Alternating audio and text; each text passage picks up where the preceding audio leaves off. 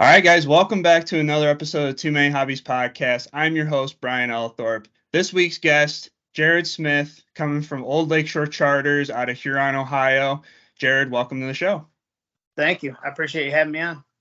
Oh, anytime. You've been a big supporter of my videos and everything for years now. Yeah, it's always good content, good stuff. I appreciate it. I remember when we met each other at the boat ramp and you recognized just my boat coming in, and I was like, this is crazy. And there he is, the one and only.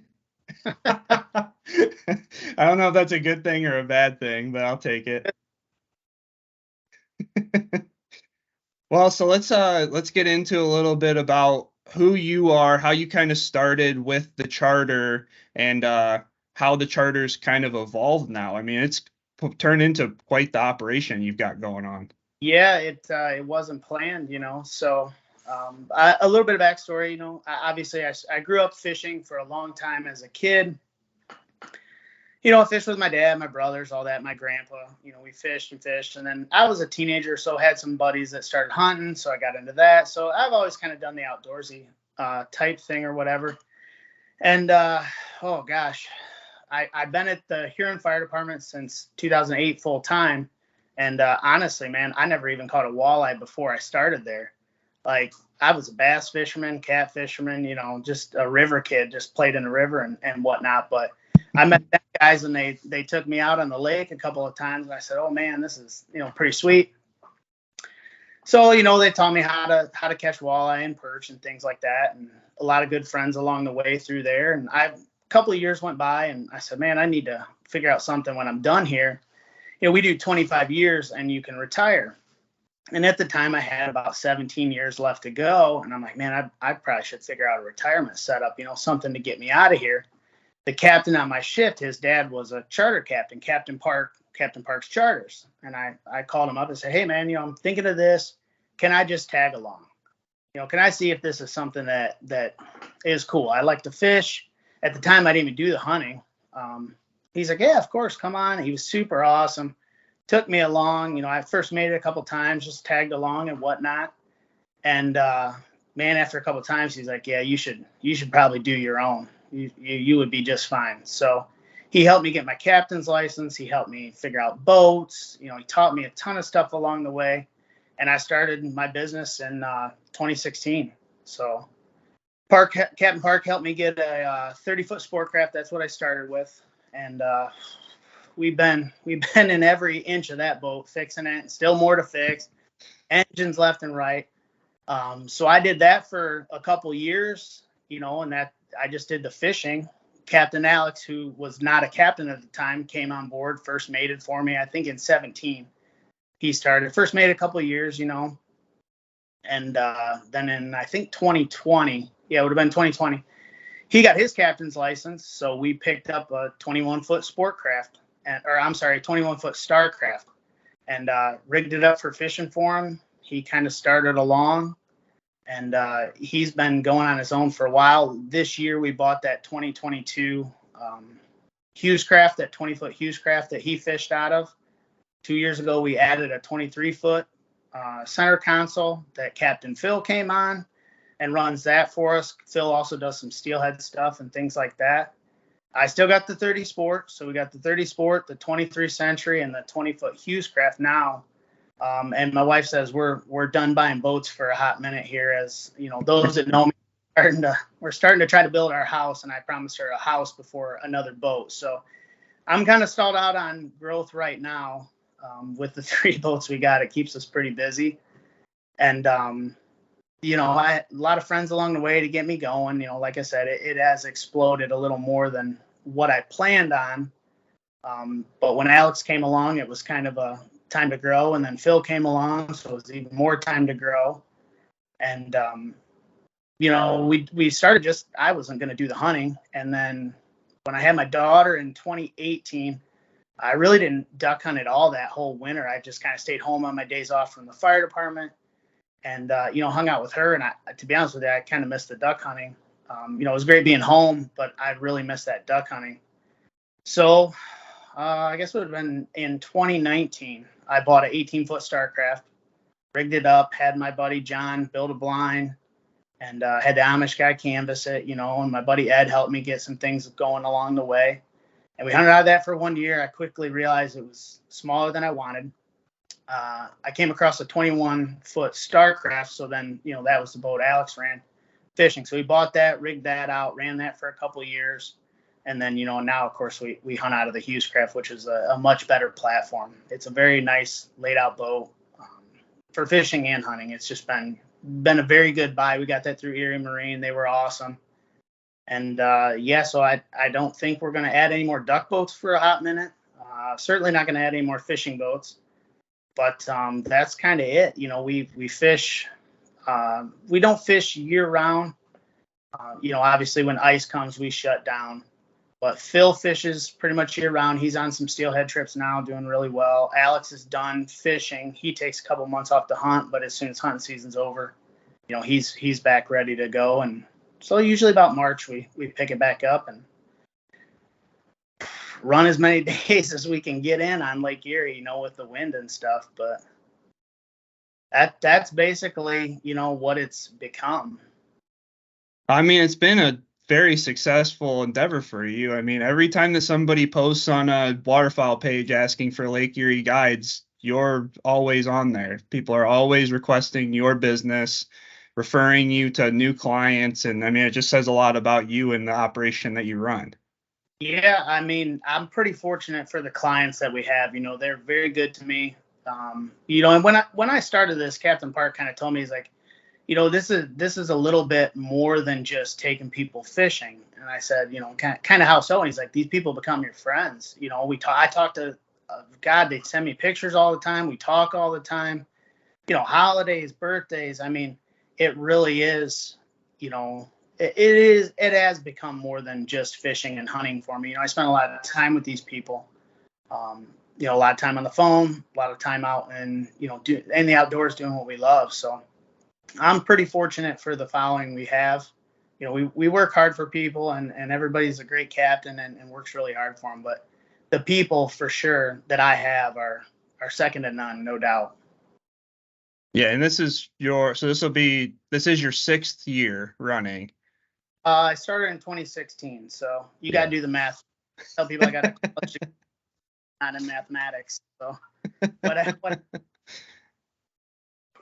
but yeah, man, we run, I don't even know how many fishing trips. We're not as big as some of the guys. I don't run as many. It's not a full-time job. Well, it's not supposed to be a full-time job, but keeping the boats going, all the behind-the-scenes stuff, it is a lot of time. But we run probably 150 fishing trips, give or take, between me, Alex, and Phil. And then, I got a couple buddies that take some overflow and help me out and run second boats and things like that. We base our main marina out of Channel Grove and Marblehead. And, there's some top-notch people in there. I tell everybody it's the best marina on the entire lake. I don't care what marina you're in. It's not as good as Channel Grove. The people in there will do anything for you. They have stayed up late nights helping me fix boats before trips. They have taught me so much about fishing, casting, trolling. There's phenomenal guys of both in there. And it's a good marina. They're very good people. And they've been very good to me. So. Well, and I don't think a lot of people fully understand, like, as a guide, especially doing fishing and hunting trips, like, there's so much behind the scenes that go on. I mean, like, just in the short time that I've known you, like, switching out one duck boat for another boat, like, that's a big thing, especially to make sure that, like, it's ready for ducks and for fishing, but it's safe for your clients. It's comfortable for your clients. I mean, you're putting, burners in there and all this stuff to cook food. I mean, there's a lot that goes on with that. I mean, even just making a grocery trip to get food for clients is like, it's an hour out of your day just doing that. I don't think a lot of people fully understand, like, there's a lot that goes into this. And when you're running something basically year round for game, for sport, and, there's so much into it. And I think that's just, like, it says a lot about you and what you're running there, that you have so many returning clients and people are referring you. And it just goes to show that, like, I mean, even with your job too, that you're a busy guy. Yeah, I stay pretty busy. I get a lot of help. Alex and Phil both help do a lot of the boat prep. Alex does quite a bit of stuff on the 𝐤𝐤𝐬𝐻, and he did on the StarCraft as well. He really treats it like it's his own. Phil's the same way. They're both great. They do help out a lot on a lot of that stuff. But I mean, it is busy. It's a lot of time away from family. I'm pretty fortunate. My wife is about as good as they come, as far as supporting me and tolerating it. I mean, she gets annoyed like everybody else would for the phone calls, the emails. It's a lot of phone time. It's a lot of, checking up with people, grocery runs. On the duck hunting trips, we do cook. I have a 2-burner stove and an oven on that boat, which is, a big hit. I mean, it's pretty cool eating sausage, gravy, and biscuits when it's 0 degrees out or whatever it was the other day. 21 felt like 9. And then we got the heaters on the boat, so it's quite the endeavor. But like I said, man, my dad has helped me prep some boats, fix some boats. He's not really a boater, but he's always willing to help. My father-in-law, David, same thing. Them 2 guys helped me 2 years ago.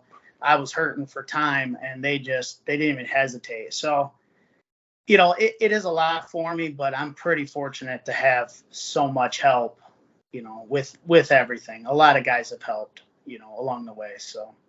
Yeah, and I had Matt on here, Matt Huckabee, from Hawkeye Charters, and he kind of talked about, similar things that he's had to deal with. He's kind of stepped back from the actual, day-to-day guiding portion of it. But I mean, you guys have the same, phone time, emails, all that stuff. They're handling scheduling. You're handling scheduling and day-to-day stuff.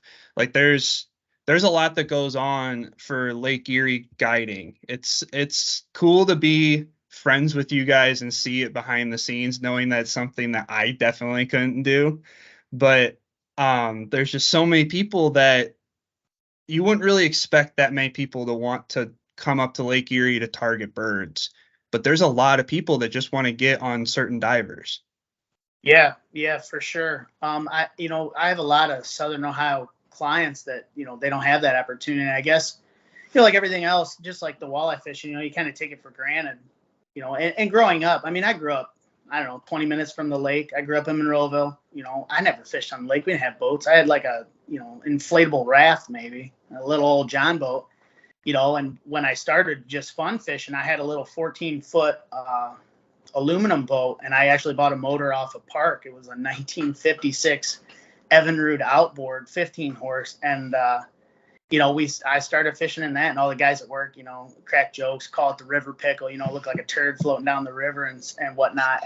And, but it was a good start. It got me going, and it definitely I didn't expect it to turn into this. I started hunting with some other friends of mine, but, who'd have thought, I'm booked out on our duck hunts for the year. And obviously I can't hunt as many days as some of the other guys, but I think we did 35 duck hunts this year. I took a lot of vacation time at work. They were pretty good, as far as, it's our vacation time, but it's still, you got to schedule it and work around, and it worked out very well. But, yeah, I mean, who would have thought, I didn't even know, I had no idea that even being a guide as a fishing guide on Lake Erie was a thing growing up. And my stepmom's cousin has done it forever from Channel Grove. They used to own it, and it's crazy. So, sorry. Yeah, I mean, you guys are all over the place. I mean, like you've come down our way for fishing and hunting. Yeah. You're spanning basically the whole Western Basin, but then you guys end up in Lorain for fishing. How does that change with the year? Like how are you guys managing where you're going to be every, start of the season, switching different seasons, following fish, ducks, how does that look as far as like scouting, but also like making those decisions to move? So I originally, when I first started, I was going to follow fish from down west. I bought the boat from a guy down in Wild Wings area. So I ran a month out of there.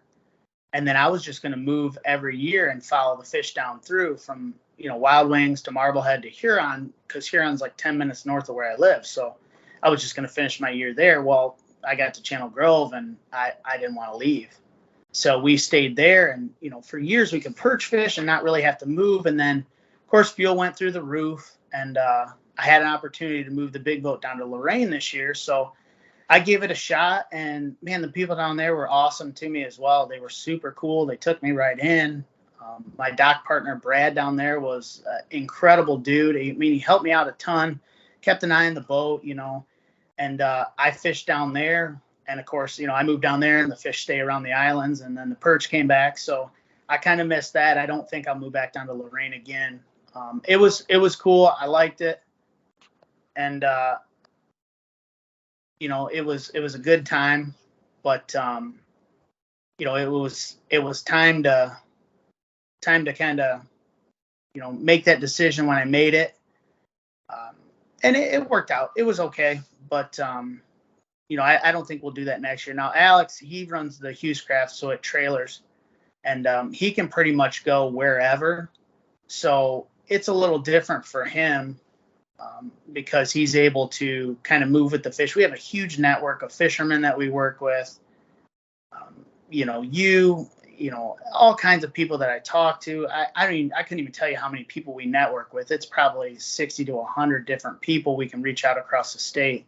So, that's really what it's all about, in the charter game is however big your network is usually is part of your success. And I've been fortunate that we have a pretty big network. Small, big boat guys, it's just incredible. They've all been super helpful.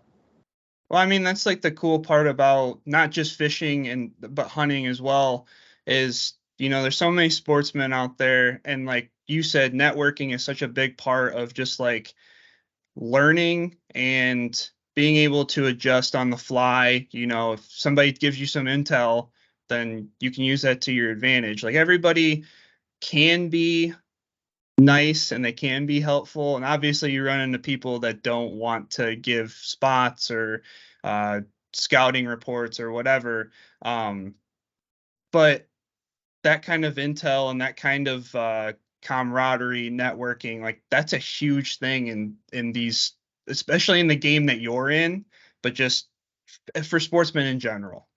Sure. Yeah. And I have a lot of clients that book a trip or two a year with us and have their own boat. And, they always reach out, and I always give them the best info I can. If it's my spot, I certainly give them, right down to the GPS numbers. If it's not my spot, then, sometimes that hot bite or whatever, I got to be a little bit more, general. But, I'm always willing to help people that we have and that reach out. I try to post reports when we can to help, people that aren't, in my network, I guess, if you want to call it or whatever. It's tough sometimes to keep up. It's just tough to keep up with it. By the time I get home, I don't want to put together a huge long report usually, but, that's really what it's about, is the big network. That really helps as far as moving where fish are, knowing where fish are.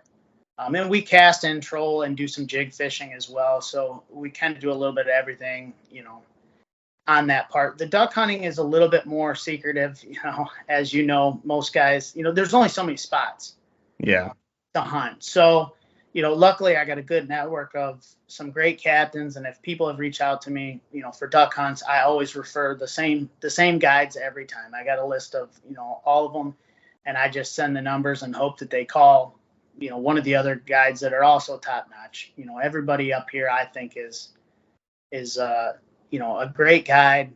Most of them are really good with people, fishing and hunting both. And, it's just a cool resource that we have up here. And I just want as many people to enjoy it as possible. I mean, I'd love if everybody would book with us, but, you only got so many days and so many guys. So. Right. Yeah, that can make it really tough, especially when you're like you said, you're working still, and like your days are fairly limited during duck season to be able to guide and take people out. But it's just cool that you're able to give those people those experiences. Like I've taken people out for their first diver hunts, dozens of times now. And Yeah. every time they go out there, they're just like mind blown. Like, oh, this is what it's all about. Like, it's cool in the area that we are that you can hit puddle ducks and divers on the same bodies of water, and Oh, you can target them in, a few different ways. You can layout hunt, you can shore hunt, you can marsh hunt. There's just so many different uh like terrains, I guess you could say. right. But it is also probably one of the most dangerous bodies of water in the United States.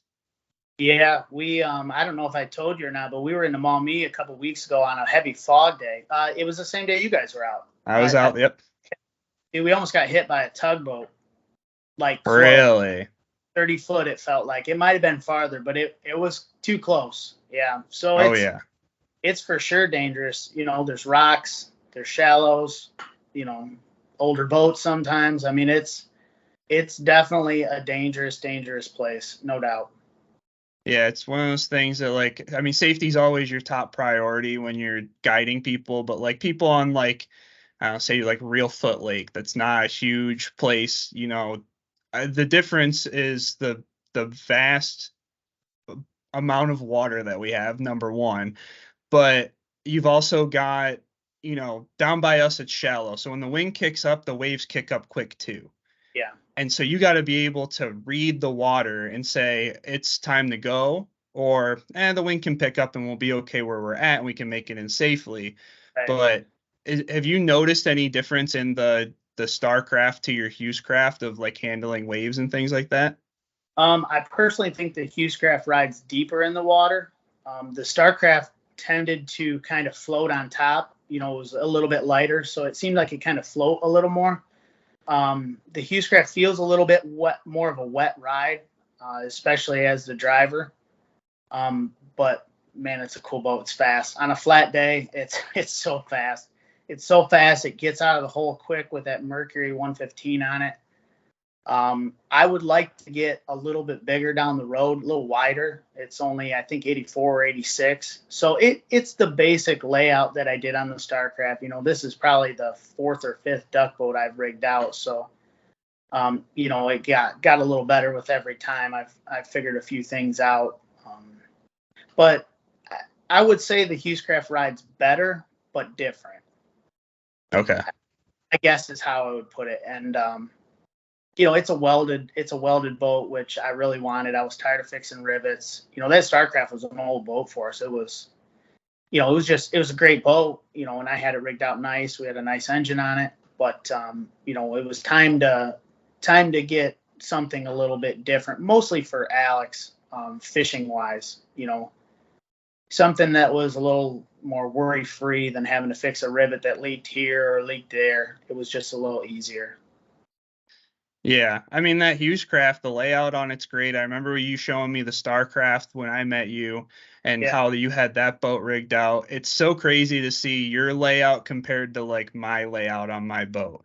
Just because mine's a personal boat. Mine isn't there to appease clients, but in your opinion, what is the best thing that you've had to do or that you've done that has been, better for clients in your boat as opposed to somebody who has just a personal boat like me? Oh, something better. I keep everything in the same exact spot every single trip. So, basically I can close my eyes and tell you where every single thing is in that boat. And that, for me, guiding, that makes it much easier to help direct clients because I let them set. They don't have to, but pretty much everybody wants the full experience. They want to set decoys. They usually want to pick them up. Of course, when it's cold or something like that, nobody wants to. So, we just do the best we can on what we got. But, everybody wants to help. They want to learn. People want to learn. They want to learn the ways. And a lot of people we've taught, and they've gone and done their own thing, and that's fine too. I didn't start as a diver hunter. I was a puddle duck guy. Even on the main lake, I preferred to shoot mallards. I still prefer to shoot mallards, but when I started the guiding, I quickly realized that divers is what people were looking for. So, with the help of a few other guys, Matt, I probably bugged Matt all the time asking him questions about divers and stuff because, I was still trying to learn some of that too, and I still learn it, but it's a little a different game, I guess, than just throwing out, mallard decoys. There's some little subtle things and things like that in different locations. But that layout, having everything in the same spot every single time with no change, and I'm sure some of the clients will tell you I can be a little bit OCD about how I like my stuff, but it's so that the next group gets the best experience they can. I don't want the next group to come on the boat and long lines are tangled, and then they're having a hard time getting them out, and I'm frustrated because they're not coming out. So that's kind of why I run a pretty tight ship as far as that goes. No pun intended, but.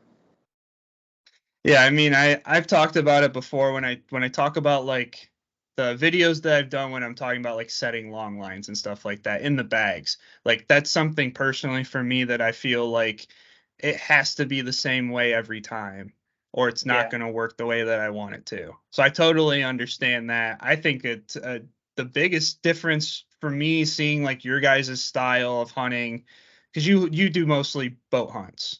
I hunt shore, and so like I just kind of use it as a transport of getting things out there.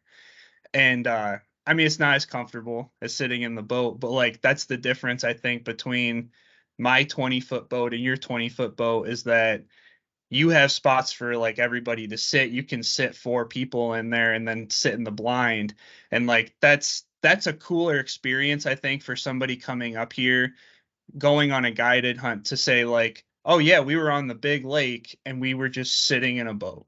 Like that's pretty cool. We have got people out of the boat before and hunted the same shoreways. But to be honest, it sucks because then I got to sit with them and we cook. So I got to sit with them, which is great until I got to cook, or until I got to go get the boat to go chase birds. Then it's not so much fun. So keeping everybody in the boat is number one. It's safer for me because I can keep eyes on every single person, and it just keeps everybody together. It's safer. I keep an eye on the boat. There's no issues with that. But I mean, I love duck boats, and it's probably a weird fascination, but I could look at a million different duck boats, and every one is great. It works for what you use it for. I don't do the layout hunts. We don't even offer it. But for your boat, I mean, how you got it laid out for what you hunt, that's all you need. There's nothing, nothing wrong with that for sure. Yeah, I mean, I use it since I bass fish. Like, it works out perfectly for me. I've got the front deck that I can fish off of. I actually put another deck in the back during fishing season, and like, there's so many, like you said, there's so many different things that you can do. I mean, when our mutual friend Brian Evans, he was on the show this year, and we talked about duck boats for an hour. Like, there's just so many different things that you can do. And actually, he has the same style blind that you have. You referred him to the person that made your blind, and like that is it's such a cool blind. Like, if anybody even came up here like just for a hunt, the most of that experience is being able to hunt in a blind like that. Like, it's so nice. It's a great layout that John Danda is the one who makes that for me. And, he made one for my 18. And then when I bought the 21, he just cut it and stretched it and added to it. And then, of course, he made this one for my Hughes. And when I had that Starcraft, we just drilled holes through it. It was a 40-year-old Starcraft boat. What's 2 more holes? So we just drilled holes and mounted it. Well, when I had this Hughes, I really want to do it right and not put a million holes. So I had Russ Malicki of Fine Tune Welding. He made some tracks and some track mounts for it. So there's no extra holes on it. So that's super nice. Dude, it's awesome. It sits right on the track, and it's just, a half moon clamp. It just clamps right over the rail. And, of course, I had the same Amish guy do the canvas for me down in Ashland there, and he does a great job. It's a very nice layout. The blind is great. It works really well. We can shoot puddle ducks and divers with it because we have that flip top. That flip top keeps all them eyes off of you looking down that boat. And the way it sits, it doesn't really create that black hole of death like you get in some layouts. Not layout boats, but layouts, of the boat. blind and stuff, and it's just keeps everybody dry. It keeps everybody covered, and people love that blind. I don't know if they love it as much as the breakfast, but they do love the blind. A good blind breakfast is really hard to beat. It's pretty hard to beat. Yeah, it's pretty hard to beat. And if that's your like main thing, I think you'd sell quite a few people just on a blind breakfast alone. I think people come just for the breakfast, to be honest with you. I think a few people could care less about shooting birds. They usually start bugging me about 8:30, like when we starting to eat here. So that's fantastic. Of the clients that you guys have come up, what do you think is the most popular bird that people want to shoot? A lot of people always ask for the canvasbacks, the redheads, and the golden eyes. I don't know if you've seen that post, but I had a guy the other day that had been trying to shoot a buffy for 30 years. He'd been hunting for 30 years, hadn't killed a buffy. And he's been with me. I did see that. 3 years. 3 years he's hunted with me. And every year, the day before, the day after, we absolutely, they're everywhere. But every time for his hunt, it didn't work, man. The wind pushed me into places they weren't at, or whatever it was. And so, he was looking for a buffy. He's the only guy I've ever had that was, dying to get a buffy, but he got some nice ones. He had a nice flock, do it right. And so I was happy for that. But a lot of people want those cans. And I tell everybody, I'm going to go duck hunting. And if we got them, we got them. I can't predict it. I'd love to shoot limits of, all those cool ducks every single time, but sometimes it works, sometimes it doesn't, depends on where you are, depends on time of the year, but, everybody wants the can, and we don't shoot at many. And to be honest with you, most of the clients that we've had the shots at those cans, they have missed, too far, aren't ready, whatever it was. Shooting them divers, it's not super easy, No. So it takes a little bit of learning curve to get those big leads down. And, it's hard to explain unless you've experienced it. And if you haven't, you certainly should, whether it's with me or, somebody else. Find a friend, call Brian, he'll take you, somebody cool do. It just to see how many come in and then flying in the distance, it's a great hunt. It really is. Yeah, I always tell people it's like shooting a bulletproof teal. It's crazy. Yeah. Crazy. Like they come in fast, they come in low, and I mean, it's a big learning curve to lead them right. I mean, a puddle duck that just comes in and floats there, easy. Easy to an extent. For somebody that's really seasoned on shooting divers and leading them and all that, once you start shooting puddle ducks, it's kind of like taking a step back. For sure. That's a very good way to put it. I never heard of it like that, but I'm going to steal that if you don't mind. I don't mind at all. Go for it. Yeah, take that one. That's a good one. Yeah. We hit the other day, I'm not kidding you, probably 9 or 10 times. I watched him get hit, and he just flew away like it was nothing. Didn't even phase. Yep. A little tiny. I watched these guys just destroy it, and he kept going. I don't know what he had on, but it was blocking shells. So it's crazy. We had a herd of merganser last weekend that we shot, and it landed. It was looking like it was going to roll over, and then it just got up and flew away like nothing ever happened to it. They must have the toughest skin ever. I don't know how they do it. I really don't. It's just such a cool thing. Like you said, if anybody hasn't experienced it and it's something that you've been wanting to do, I think that's what's cool about having guides up here. I mean, it's not like the mecca of duck hunting. Like anybody wants, most people want to go, see duck hunting or go to Arkansas for mallards and all this crazy stuff.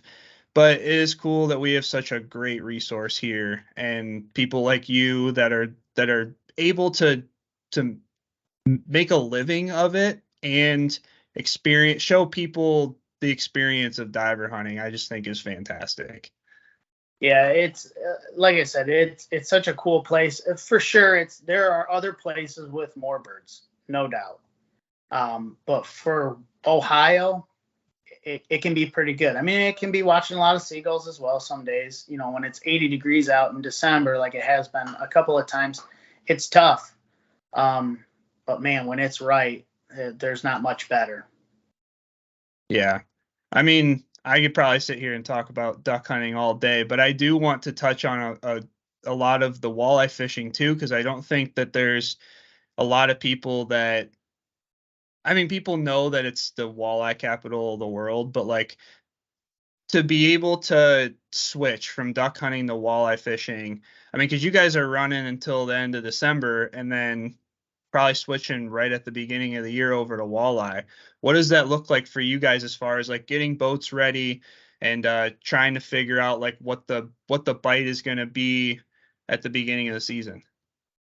Yeah, so well, we'll start January, and then we'll run through, back to December. But so in Works for me. January, last year had a couple clients kind of push me. They wanted some January goose field hunts, and I'm fortunate enough to have some private access that great farmers that let me on or whatever. So I did just a couple. People loved it. So now starting in this January, of course, like everything else, we've added more. So I think I have, I don't know, 9 or 10 January goose field / pond hunts. Like I said, I'm pretty fortunate to have a few places to go. We got a couple of those hunts in January. I don't have anything in February. We are basically scrambling come February to get mostly the sport craft ready. That boat has taken me every year months of winter work.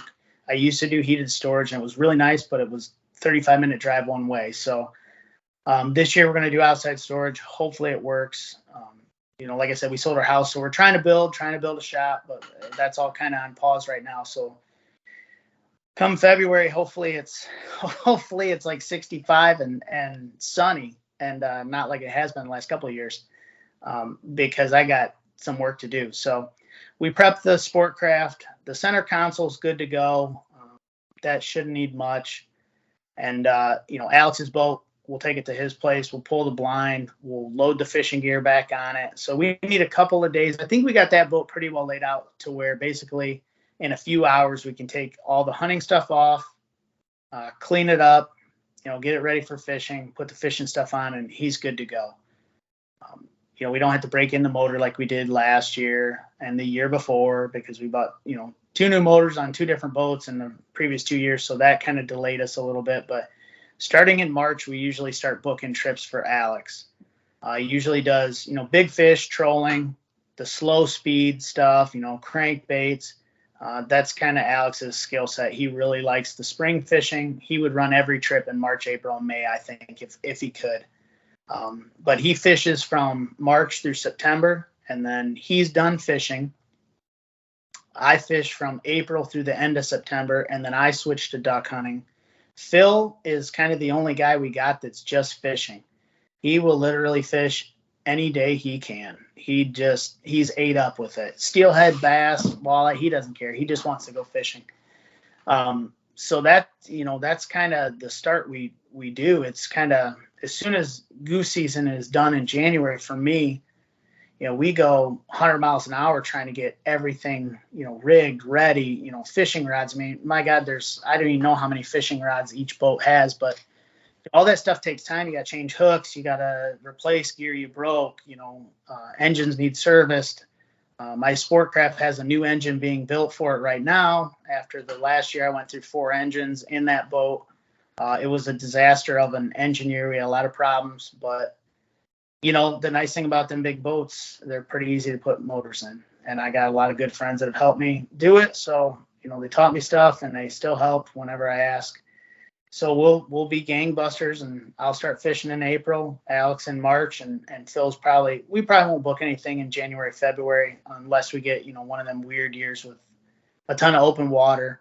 But the last couple of years, we've had a good cold freeze in January, which is important for the lake. So you let it happen, and come March, everybody's itching to get back out, and then at the beginning of September, Alex is done. And then, it's time to switch over to duck hunting and do it all over again. Now, this year we had to rig that Hughes craft out fully for ducks. So I was really down to the wire for the October 15th opener. I got the same guys for opener every single year. We got a little spot we go to. It's wood duck pretty much only, little spot we kind of sneak up into. So luckily that's a pretty easy trip as far as prep, it's minimal decoys, but hopefully I don't want to buy another boat this year and rig it out. It was a lot of time. So we'll swing into duck season, and then I always run my duck season through when my wife and daughter go on school's winter break. I stop and I take 2 weeks off. I always tell my wife, 2 weeks no work. I work in the fire department at that time, but I don't do any trips or anything like that. I really try to limit, working on boats and fixing things. And I can usually last about 5 days, and after that I start getting a little stir crazy. And I start tinkering with stuff when people nap, when they go to bed. I start, rigging stuff up just because, I haven't fished in months. And as soon as we can fish, I want to fish. So it's a full year. I really don't have any, real time off anymore. As far as, when I started fishing, we were off, November. Back then I used to fish through October. So I'd be off November, December, January, February, March. But that doesn't exist anymore. So it's pretty much year round anymore. We're either fixing stuff or out fishing or hunting. Yeah, and I don't think a lot of people understand that like the lake kind of moves in these patterns where like at the beginning of the year you're jigging, and then or you're trolling. If it's real cold, then you start jigging, and you just kind of move through different types of baits and lures and stuff like that.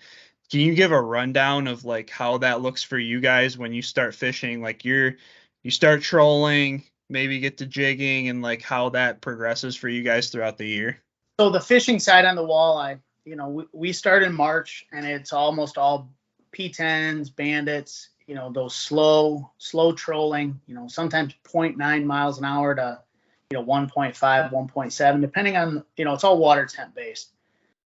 So, Alex starts with that. I cannot get my sport craft slower than 1.7.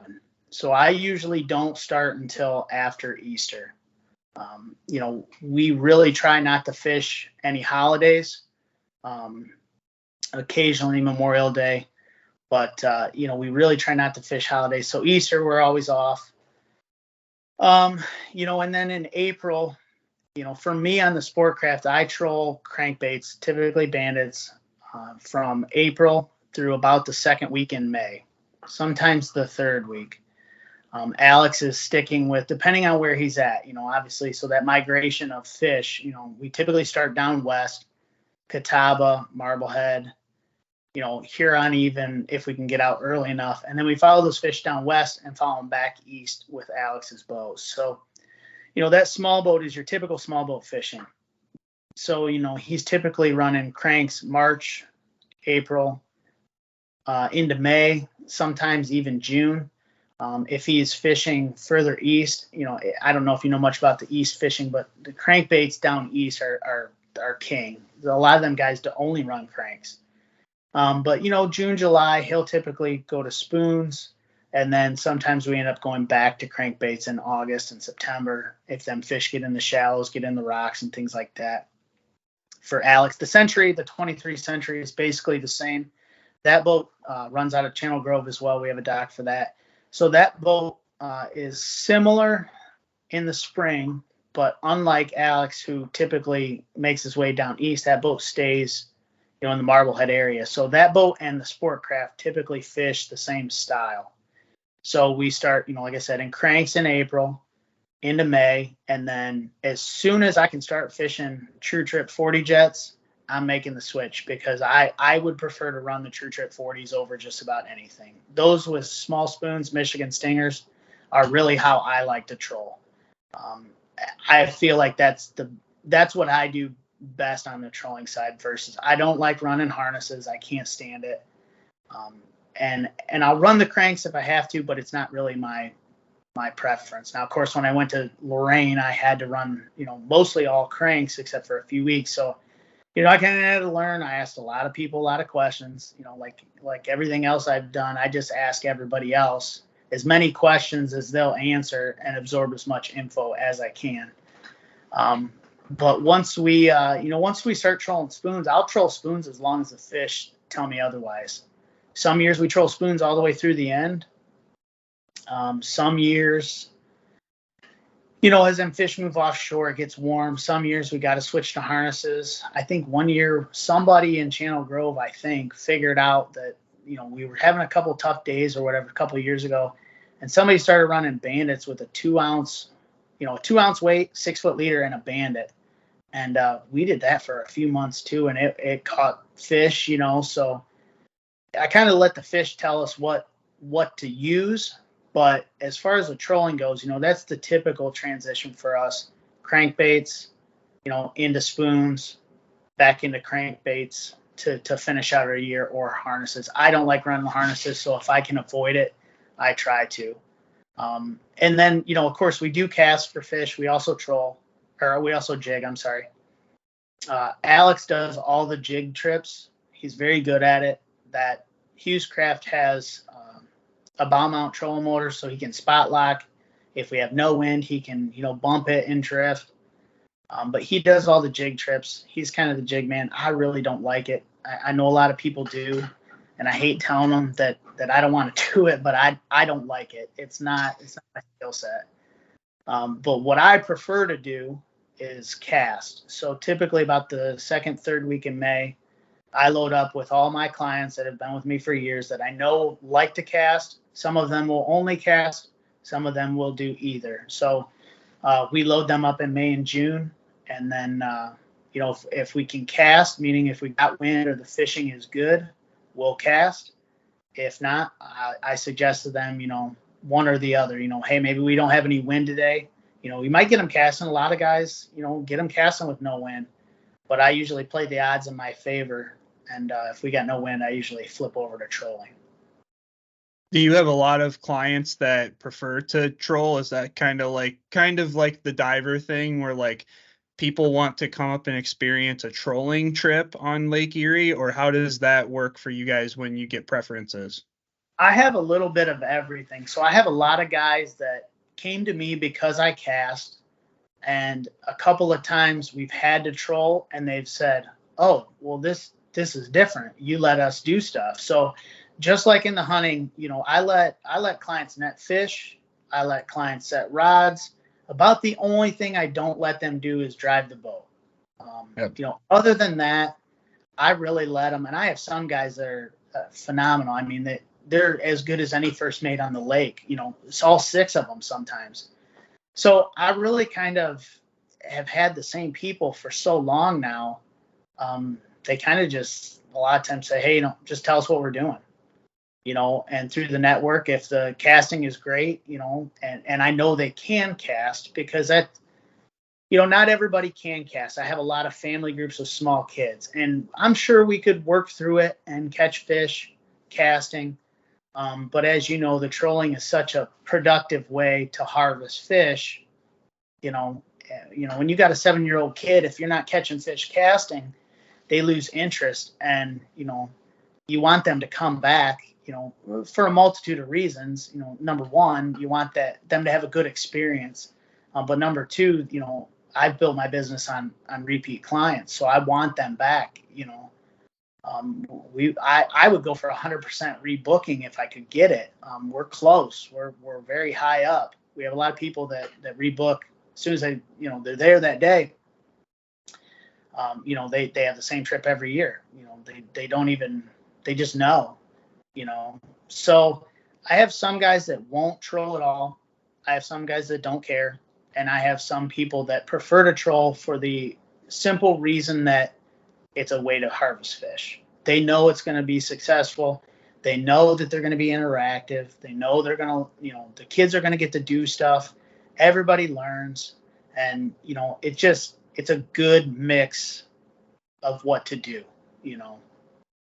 Yeah, it's kind of learning every possible way that you can catch walleye on Lake Erie. Like I've learned it myself. I mean, I didn't start walleye fishing until really I moved out here. So, 2015, 2016. Oh I wow. I didn't really have any interest in trying to catch walleye, and then I started going with friends, and I was like, it's different. I like the kind of the hunt of bass fishing where like you're just moving, you're skipping under docks, you're tossing into heavy cover, blah blah blah, and I like having the trolling motor, and just kind of I'm more interactive, I guess, when I'm bass fishing. But I mean, it's hard to beat walleye. I mean, like there isn't, in my opinion, I don't think that there's a better tasting fish, freshwater fish at least, Right. and and it's so plentiful in Lake Erie. Like we have some of the best hatches that we've ever had in the last 5 years. Even somebody like me that was just learning and just like going out and going to a bait shop and saying, "What are they catching them on?" Purple hair jigs. All right, I'll take two of them in case I snag on one. And then you go out there, and I mean, I've caught six or my six. I've caught one. I've caught three. Like it's not very difficult in a sense. I mean, it gets very difficult throughout the year. There's Right. definitely periods throughout the year where the fish change and it's hard to pattern them. It's hard to catch them.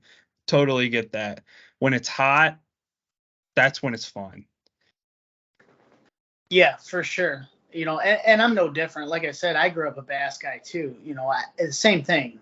I like to fish structure. So when I started the walleye fishing, just for fun, a lot of them guys at work didn't troll, or they would only troll if they absolutely had to. Um, Yeah. but they preferred to cast, and I won't give out the little spots that they taught me where to fish, but it was a great casting spot. On certain winds, it was awesome, and the transition from bass fishing to casting for walleye for me was a pretty smooth and easy one. Once I Yeah. figured that structure is different in the lake, depth changes of as small as 2 foot, sometimes 1 foot, can make a difference. So once I figured that out, and was taught by everybody and their brother across the whole lake on how to cast and where to cast, it was a smooth transition. It was fun for me. When I came to Channel Grove, I'd never fished the islands. I had literally fished basically one spot. If they weren't there, I just went home. It was no big deal. Just go home, fish a couple hours, go home. But when I started chartering, you can't do that. You can't just throw in the towel and go home. So you got to figure it out. And I learned a lot casting. I started trolling out of necessity. I got my butt kicked pretty hard one day jig fishing, and all the guys, I could hear them trolling. I could watch them. They're trolling circles around me, and I said, well, I don't got to be the best, but I'm certainly not going to be the worst. So I bugged the shit out of all of them, and I had always said I would never troll, and I just couldn't take not producing. So I figured out how to troll, and a lot of guys showed me a lot of things along the way. So, we do a very, I would say I probably troll more than we cast, simply because the amount of family groups that I have. Most of my groups are families. It's what I like. It's kind of what it's become. So most of my trips are more family based. We don't really load up, super heavy in May and June, and then, not slow down. It's a pretty even number of trips for me every single month. It doesn't, I run less in April because it's early. I'm limited to what I can do with boat control on that big sport craft. Um, but it's a pretty even number every month. So we kind of really span it out, and we used to perch fish quite a bit. Obviously, that tailed off the previous couple of years. This year, it seemed like maybe it was coming back. And I would prefer to walleye fish, but man, I really miss some of them perch fishing days of catching fish as fast as humanly possible. So I hope that comes back, because a lot of my people, I think, would appreciate going back to some of those perch trips. Yeah, I think perch fishing would be good for kids too. It's super easy. I mean, like it's easy enough that you just drop it down and they just Yes, kind of hold it there. Yeah. sure. Yeah, when that would fall right into what you guys like. Yeah, we had done basically from July through October. Most of my trips the first couple of years were perch. Some walleye, but mostly perch. And then I forget what year it was that they really kind of started declining. We ran fewer and fewer, and I just tell people like, hey, I know you booked a perch trip, but it was really tough for a couple of years. And I'd tell them, if you want to go, we'll still go. We'll give it hell, but I really think you should switch to walleye. It was a more expensive trip because of the fuel and the time, but most of them have trusted me throughout the years to make those decisions best for them. And, it would be nice to just go back because I do have several guys that really enjoyed it. And, if we can have a good perch fishing season like we did this past year, it would be nice to go back and do a few more. Yeah, it's so different compared to any other body of water that like it flipped. Like the perch fishing, you could go out, you could anchor your boat in one spot, catch 30 fish for the boat and come in. You're done. And now it's like people are out. I've gone out trying to do it. I struggle for 5 hours and catch 10 perch. Yeah. Yeah. Now it's like it turned into, I think it was the sand fleas or something that started kind of, that's what they determined was the reason that people couldn't catch them very well. Yeah, I that's kind of what I had gathered from them. They kept saying, the ODNR kept saying, there's fish are here, the fish are here, but man, it was frustrating for them a couple of years. So I hope it comes back. I'm no fish biologist by any means. And I haven't been fishing this lake my entire life like some guys that have seen the cycles. But I mean, hopefully they come back. It would be nice for a lot of people to get back into that. Yeah. Do you notice that your trips are any more or less stressful during fishing season as opposed to duck hunting season just because of the amount of traffic that's on the lake? The duck hunting is far more stressful because I don't feel like you can control it as much. So, you're at the mercy of the weather and the migration. And if the weather's 80 and the migration's not coming, there's only so much you can do. Obviously it's a schedule, it's a business. So, we try to go, we got to go basically, because I have taken time off work or these people have hotels, but I would say by far they're longer hours. Sometimes I get up at 1 o'clock in the morning, sometimes 2. I'm always up by 3 or 4. The fishing is just it's not like that. The boat traffic is more intense for sure around the islands. It can be pretty daunting trying to troll. I don't run a first mate on the Sportcraft. So, a lot of times, I'm from the back of the boat to the front of the boat, the back of the boat to the front of the boat to drive and correct and stay out of everybody's way, and the rules of the road, some people follow, some people don't, but ultimately, it's up to you to keep everybody safe and not hit somebody, even if you might want to, you can't do that. So, and all the while trying to catch fish, net fish, take fish off, stay on fish. So there is some stress with that, but by far it's way harder, at least I think, on me during the duck season. I would agree. I mean, there's days that I can get up and fish. I can get up at 8 o'clock and go catch fish. But if you're not out on the lake by 5 o'clock, and you're trying to set huge diver spreads and stuff, right, and trying to get to spots, especially if you get out there and the wind wasn't exactly how it said it was going to be, and you got to take it slower and be safer. There's just a lot that goes into it. I know for me, I'm way more stressed, and I don't make money off of, I'm not guiding or anything. Yeah. And it's just the stress of duck season just really gets to you. It really does. It's great when it's good, but when it's tough, it's hard. That wind switches, and I don't really give a ramp location until the night before. So for the new clients, they all do the same thing. And I tell them the same thing every time. They all ask me, month out, where are we going? What time? And I say, well, I don't know. And then a week later, hey, where are we going? What time? I say, I don't know. So I feel bad for them because the new clients that we get, we get a handful of new ones every year. Obviously, we keep a pretty high return rate, but the new ones, I tell them, listen, this is how it goes. I know it's frustrating. Bear with me. I'm not putting you off. Because that wind changes so much. The other day we were out and it was supposed to be southwest. Well, get out in the morning and there's a pretty good west roll coming down the shoreline. So I talked to another captain who we network with pretty much daily. We talk, and I talked back and forth with him. So where I was gonna go, I couldn't go, so we went to a different spot, and it ended up being fine. But that wind on the lake, she is not your friend by any means. No. It's never your friend. When you think it is, it switches, or and then you got underwater currents depending on where you're hunting. It's just, there's a lot that goes into it. You're in the morning, you can't usually see. I mean, obviously we have lights and things like that, but yeah, it's way more stressful. It's a shorter season, no doubt. But it's way more stressful as far as that. Now, obviously I've had some bad mechanical problems with boats over the years. As far as the engines and things like that I've gone through on the fishing side.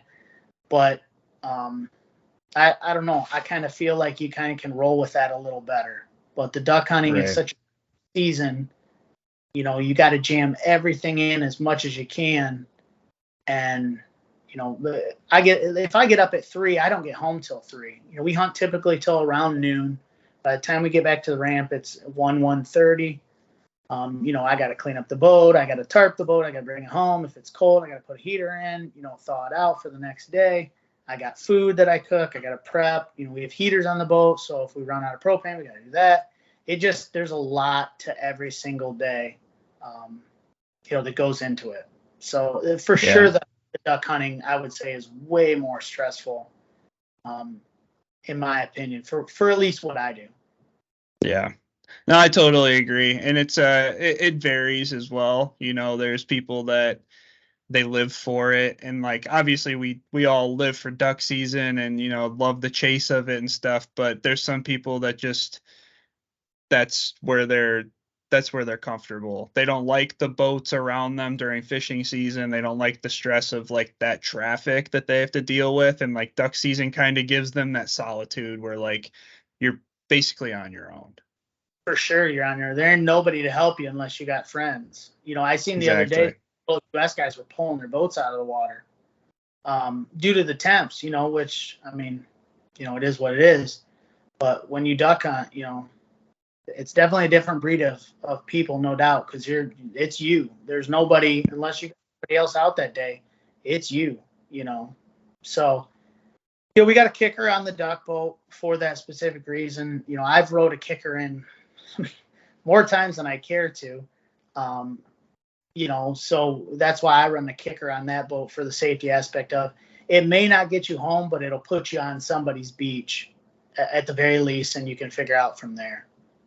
Yeah, that's very smart too. I mean, there's so many small things that you can do to just prepare yourself for like anything that might happen. Like now not solely for this reason, but like I have a bow mount trolling motor that I am leaving on during duck season just in case. That's like obviously I like it for picking up birds and stuff, and when you're tending using spot lock, that stuff's all cool, and it's just basically a luxury. But also like you need a little propulsion just in case something were to happen. Right. Yeah, it's not going to run a kicker home, 10 miles, but it'll put you somewhere. It'll at least get you, somewhere. So that's a good idea to have that bow mount as well. Because you don't have a kicker on that boat, right? I do not. Nope. I've tried. It doesn't really like fit. So. Yeah. Because when you fish with that, you use your bow mount to troll, right? Yep. Yeah. Which it works. Nice. Oh, for sure. Yeah.